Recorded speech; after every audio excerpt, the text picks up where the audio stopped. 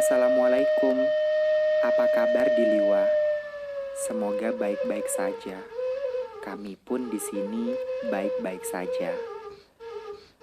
Beberapa hari yang lalu saya menelpon ayah.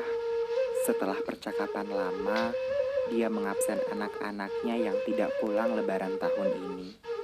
Saya hanya tertegun, tidak ada kata yang terbalas.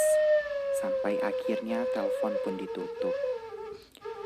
Mbak, Mak, Ayah, Ibu, Udo, Kakak, Among, Nakan, serta seluruh teman-teman di Liwa, minal aidin wal faizin, mohon maaf lahir dan batin.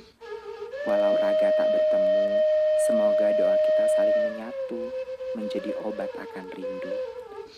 Salam dari kami para perantau yang belum bisa pulang ke Liwa tahun ini. Sehat-sehat selalu ya.